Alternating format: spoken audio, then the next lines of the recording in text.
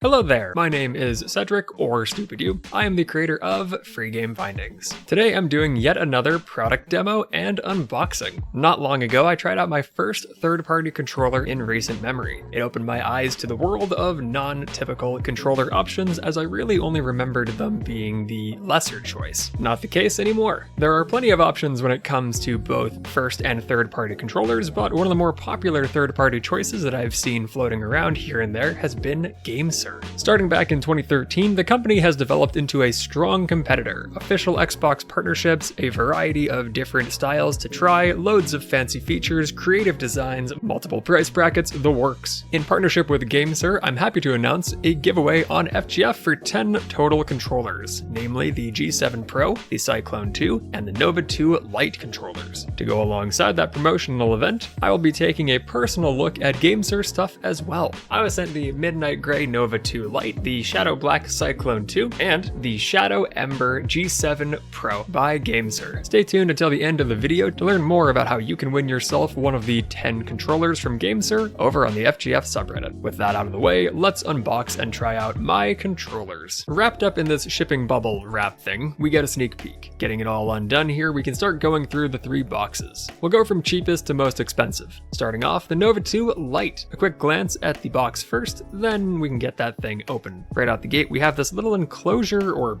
case thing that'll have the controller inside. Before that, I'll check out this box at the bottom. It is a bit tough to get out of there. Maybe got mangled, I don't know. Anywho, with that open, we can see the USB-A to USB-C cable. Pretty basic cable, 1.8 meters in length. Then there's this instruction booklet, which you'll probably want to go through. With those out of the way, we can reveal the controller. As I take it out of the case here, I spot the 2.4G wireless dongle. Now for the Nova 2 Lite itself. Sporting the midnight gray color, the Nova looks pretty decent and feels pretty good. No rubber grip stuff on the front, but there is some on the back for your palm at least. Fingers? Fingers. And palm? I don't know. Kinda. Clicking around at some of the buttons and the sticks here, it all feels pretty solid. The ABXY buttons are sadly membrane. The bumpers are mechanical. The triggers are 2-stage Hall effect for the normal travel distance, and I'm unsure how they do the toggle for the shorter one. I don't think it's mechanical though. It's kind of tough to hit the toggle switch thing for these, but that could just be me and the fact that I bite my nails. Don't do as I do. The sticks here are Hall effect, which is great for longevity. The D-pad is dish-shaped and is mechanical. Remappable back buttons I think are mechanical switches too. On the back you can see the pins for a dock, but my Nova 2 Lite did not come with one. This one feels pretty good. Let's now move on to the next. Here we have the Cyclone 2. A quick look at the box, they switched up the design a little bit, kind of nicer, I guess. Removing the sleeve and opening up the box, here's a quick glimpse. We'll start with the accessories. First up will be another 2.4G dongle. Moving on, the first dock of the day. A pretty simple, I don't know, frame design thing for this one. Might be a little awkward to place the controller on it, but it should be fine, I guess. I gotta say, I really like the pass-through USB-A port here. Pretty good spot for that dongle to go, eh? I'm not going to focus on the information sleeve this time around, but it actually has a sticker in there, so that's a thing, I guess. Now the cable. The site doesn't specify the length, but it looks pretty similar to the last, so I'm gonna say it's also a 1.8 meter. With those done, we can get to the main dish for this box. Sporting the Shadow Black color scheme, the controller. The Cyclone 2 is a big step up from the Nova 2 Lite. Not that the Nova 2 Lite was bad or anything, but it's a jump. Each button appears to be mechanical on this one. For the face buttons, at least the ABXY. Tactile mechanical switch D-pad in a traditional cross shape. The sticks are TMR, which is meant to be an improvement on Hall effect from what I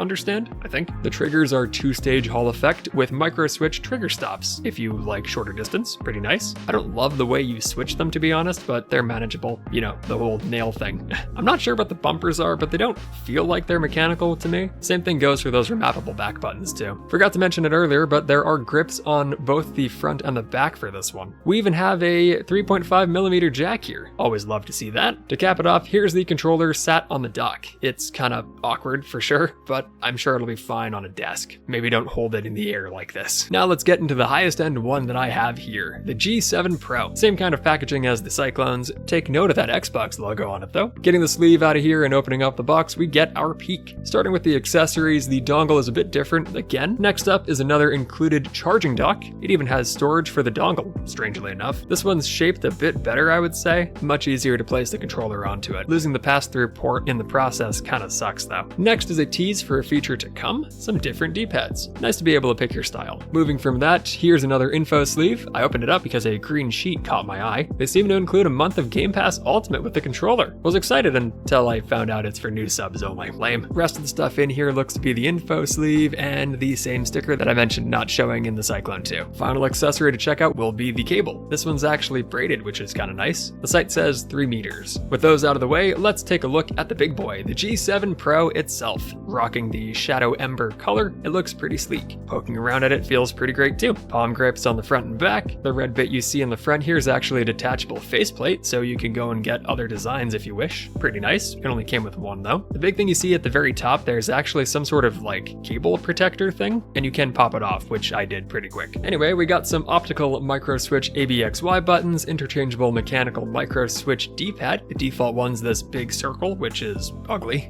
I'll change that. The sticks are TMR again. The triggers are Hall effect with micro switch again. The toggle switch thing between them is a little better in my opinion. The standard bumpers here don't feel like mechanical switches, but they are fine. Same thing goes for the back buttons yet again. Said back buttons can actually be locked this time, which is new. Before getting away from the bumpers, you may have noticed the extras. These mini bumpers are on a mechanical switch of some kind, and of course you can remap these and the back buttons to your wishes. Oh, and again, there is a 3.5mm audio jack. One button I didn't mention yet was the Xbox button. The controller actually supports Xbox directly. Sadly, there are limitations to that, like no wireless support for the console, but it is still neat. That issue is actually down to Xbox not letting third-party players use wireless functionality on the console. Don't know why, it's just what they do. Before I move on, here's the controller on the charging dock. Undeniably improved design there, missed that port though. With everything out of the box, let's recap. I didn't drag all the paperwork and cables out this time, so let's just focus on the controllers, dongles, and docks when applicable. Starting us off is the Nova 2 Lite. Solid controller at a really low price, while still sporting some quality features that even the big boys lack. Next up is the Cyclone 2. Priced at mid-range-ish, it's a big step up from that Nova. A real premium feeling gamepad. Loving all the mechanical switches that it's got. The dock's pretty nice to have too, if not a little silly looking. And finally we have the G7 Pro, the most expensive of the bunch, but there are some valid reasons for that. A bit more premium than the Cyclone 2 I guess, sporting that Xbox branding and the D-pad modularity. Love the feel of all three of these fellas. With the unboxing out of the way, let's take a look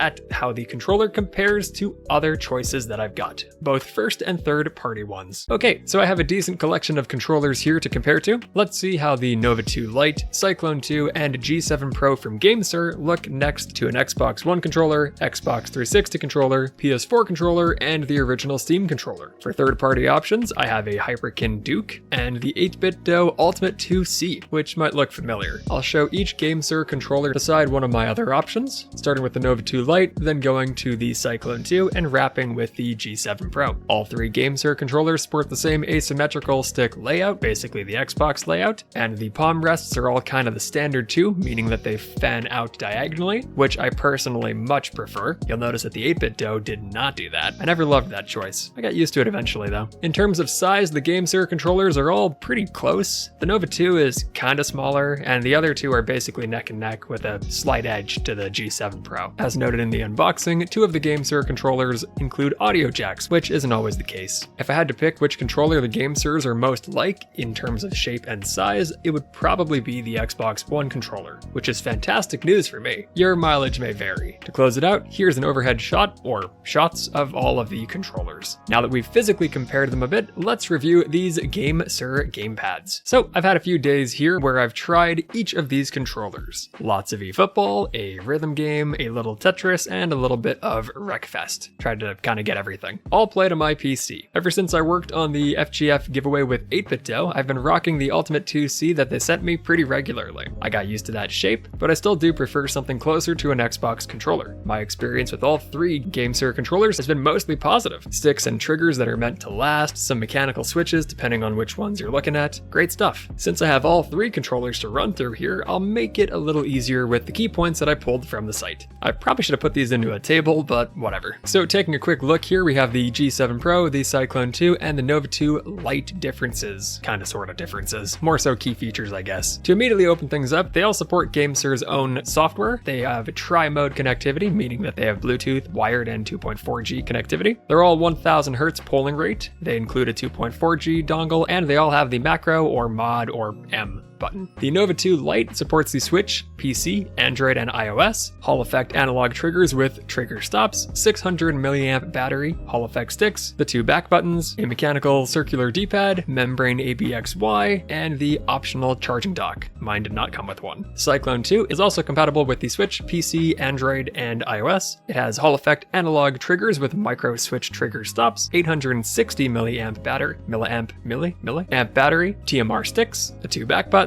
tactile mechanical switch D-pad, micro switch ABXY. It has some gyro support, which is cool. It has an included charging dock, at least in the one that I have here, and it has a 3.5mm audio jack. Now for the G7 Pro, it supports PC, Android, and iOS, as well as Xbox. However, the Xbox is only wired. It has the same triggers. This one's got a 1200 milliamp battery, TMR sticks again, 2 mini bumpers this time, the 2 back buttons again, which are lockable this time, mechanical micro switch D-pad, optical micro switch ABXY. It also has gyro support, however that is only for PC. It's got that detachable faceplate, includes a charging dock, and it has that 3.5mm audio jack. Oh, and since I talked about the various buttons and stuff like that, why don't we take a brief little audio demo as well. Here is how each controller sounds.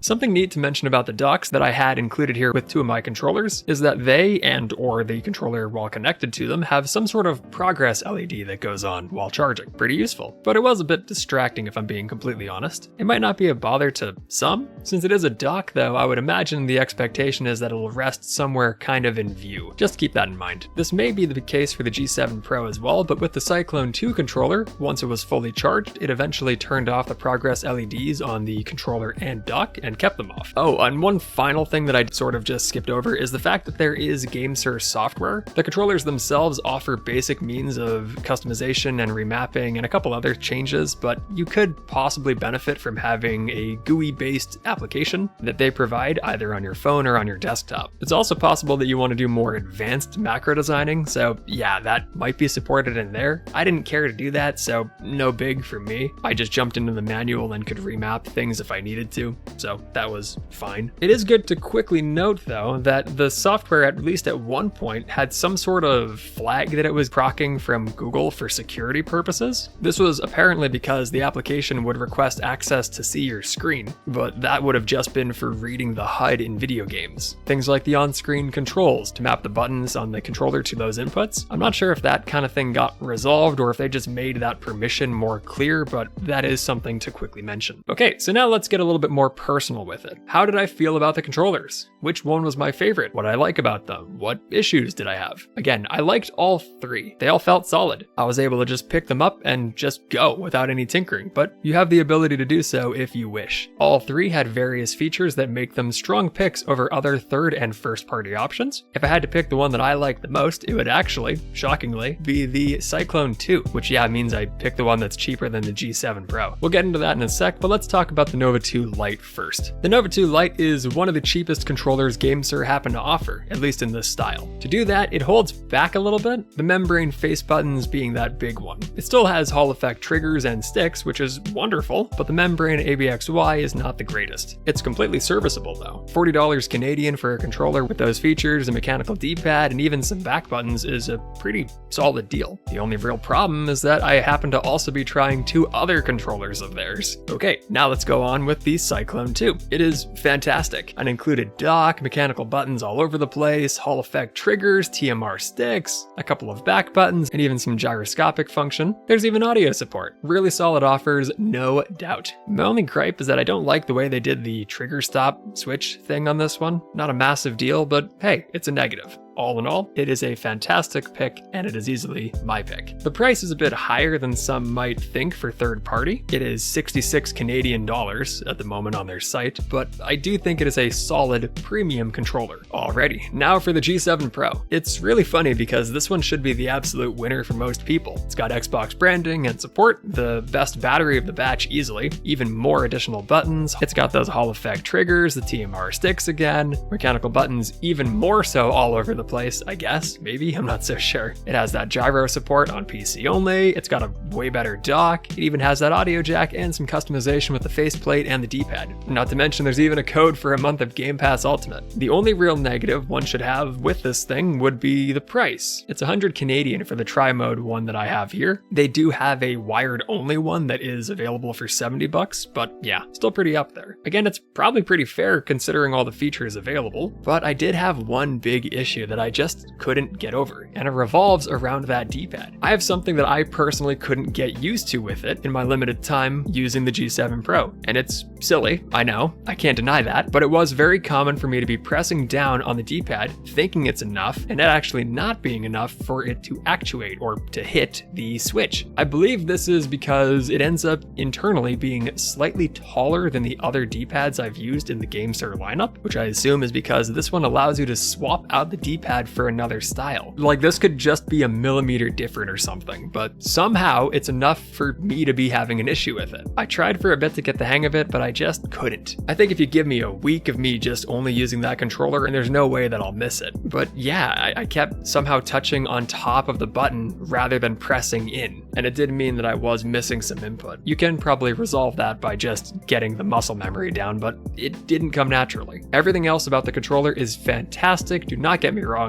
I just personally have not been able to get used to the D-pad. I didn't need to learn anything different for the Cyclone too, so that's kind of where I end up falling. In conclusion, all three controllers I looked at today are absolutely great and really worth your attention. Third party can mean great things, and it surely does here. If you're on a budget, the Nova 2 Lite scratches a lot of itches without breaking the bank. If you have a bit more to put into it, the Cyclone 2 and G7 Pro offer fantastic high-end features for the extra cost. Supposing you can get used to that modular D-pad thing that I had mentioned for the G7 Pro, I think it is a fantastic product that can even work for those on an Xbox, which is pretty big. The Cyclone 2, however, for me ticks every box I had, and if it's the same for you, then you could save a little bit of cash along the way. I'll never be able to use a controller without mechanical switches ever again. With that all said and done, be sure to check out the giveaway currently live on FreeGameFindings for your chance at one of 10 controllers from GameSir. 3 G7 Pro controllers, 3 Cyclone 2 controllers, and 4 Nova 2 Lite controllers. It's always pretty cool to be able to give away the exact thing I'm showcasing on a video that ends up going alongside the event like this. I hope you like my personal impressions and takes on these 3 goodies. Thank you for watching. Big thanks to GameSir for sending me the controllers and for providing the ones for the FGF giveaway. I hope you've enjoyed seeing my comparison, review, and unboxing of these gamepads. Be sure to check out GameSir products in online stores and of course their own site as well. I've been Cedric, feel free to check me out on my personal projects and to keep an eye on FGF as per usual. Thank you for watching and enjoy.